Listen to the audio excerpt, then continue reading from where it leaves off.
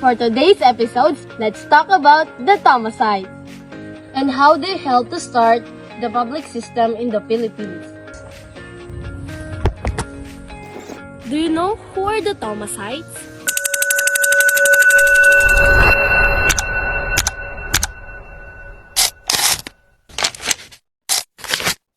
They are a group of American teachers who came to the Philippines in August 21, 1901. They have known as the Thomasites, named after the ship that brought them to the Philippines. So, what is the reason and mission of the Thomasites? And why did they came to the Philippines? Their mission is to first, establish a public school system. Second, to teach English language to the Filipinos. Lastly, to train local teachers who could serve later across the country. Do you want to know more about the Thomasites and the public school system of the Philippines? Come on, let's dig deeper. As I mentioned earlier, the Thomasite has mission and vision. Now, let's answer more questions to broaden our knowledge about the Thomasites. Let's begin on the question, what was the condition of the Philippines before the arrival of the Thomasites in 1901? Before the Thomasites arrived in the Philippines in 1901, the country was recovering from wars against Spain and the United States. Most Filipinos had limited access to education because schools were few and mostly run by the church. Literacy rates were low, especially in rural areas, and public facilities like roads, hospitals, and schools were scarce. Many Filipinos live in poverty, with farming as their main source of livelihood. Despite these challenges, there was a growing desire among the Filipino for modern education and reforms. The arrival of the Thomasites paved the way for a modern public school system and a greater opportunities for education throughout the country. What were classrooms and the learning environment like in the Philippines before the arrival of Thomasites? Before the Thomasite arrived and established modern school in the Philippines, classrooms were very simple and limited. Most were made of wood, bamboo, or nipa. And in some places, children had to learn under a tree or in the teacher's house. Teaching materials were scarce, often there were no desks or chairs and students had to sit on the floor. Only one teacher handled many students, and different ages and grade levels were mixed in the same classroom. Lessons mainly focused on religion and basic reading and writing in Spanish or the local language. Overall, education at that time was not yet systematic and lacked modern facilities and structures. Why was there a need for American teachers like Thomasites during the early 1900s in the Philippines? The Philippines needed the Thomasites because at the time, the country lacked a modern and organized public education system. The Philippines needed the Thomasites because at the time, the country lacked a modern and organized public education system. Most Filipinos had limited access to schools, especially in rural areas, and literacy rates were low. Schools that existed were often run by the church, focused mainly on religion, and used Spanish, which many people did not understand.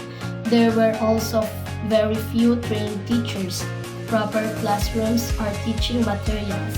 The arrival of the Thomasites provided trained American teachers who could establish a systematic public school system, teach English, improve literacy, and introduce modern teaching methods.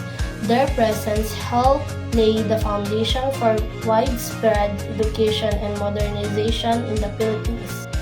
How many Thomasites arrived in the Philippines in 1901, and what was their purpose?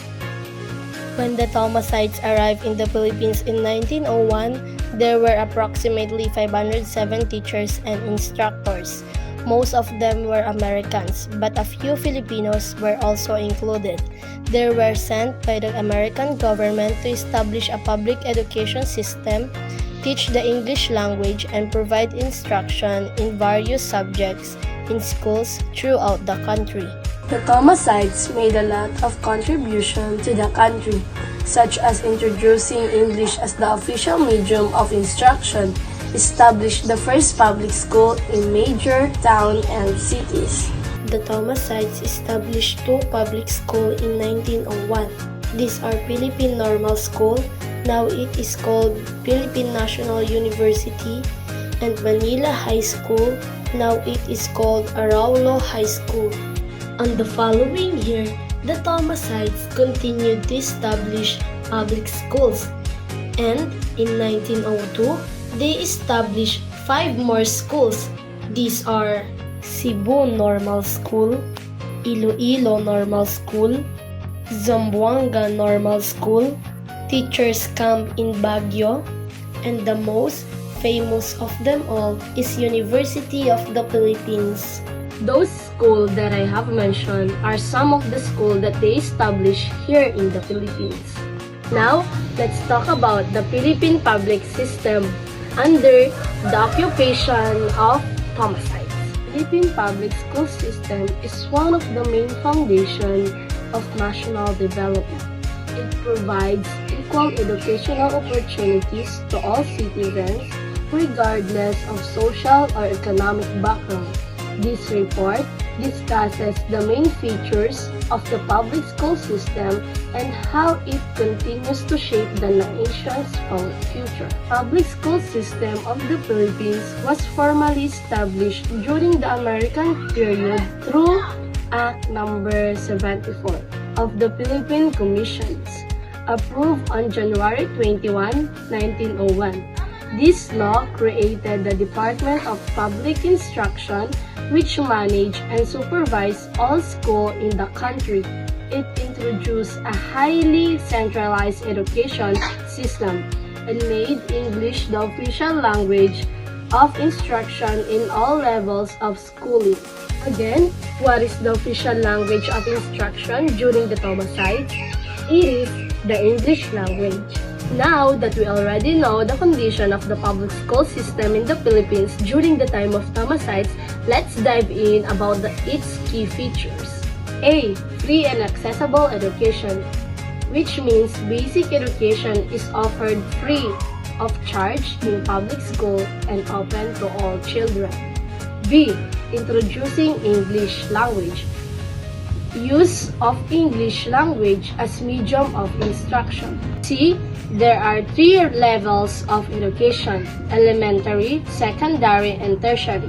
The K-12 curriculum was established in 2013 and it covers 13 years of basic education, including kindergarten, 6 years of elementary school, grade 1 to grade 6, 4 years of junior high school, grade 7 to grade 10, and 2 years of senior high school, grade 11 to grade 12.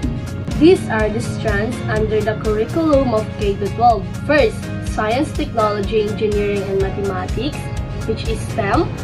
Second, Accountancy, Business, and Management, which is ABM. Third, Technical Vocational Livelihood, which is TVL.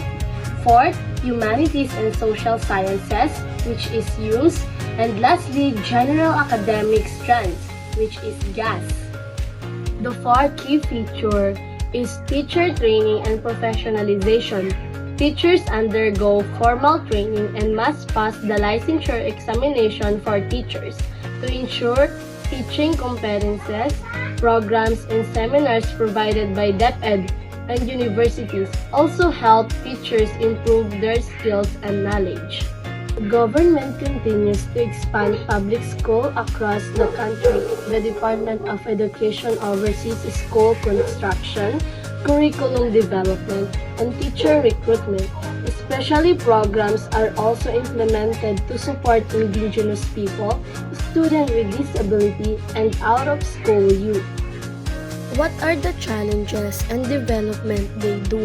The public school system faces several challenges such as overcrowded classrooms, lack of facilities, and limited resources in remote areas. The government and education stakeholders continue to work together to improve quality, access, and relevance of education in the 21st century.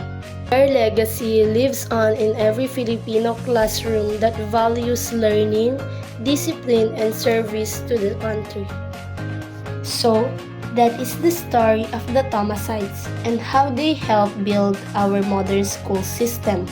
Their contribution continues to shape education in the Philippines today. Thank you for watching. I hope you gain knowledge from the topic and that you now understand how the Thomasites help build our education system. See you in our next vlog!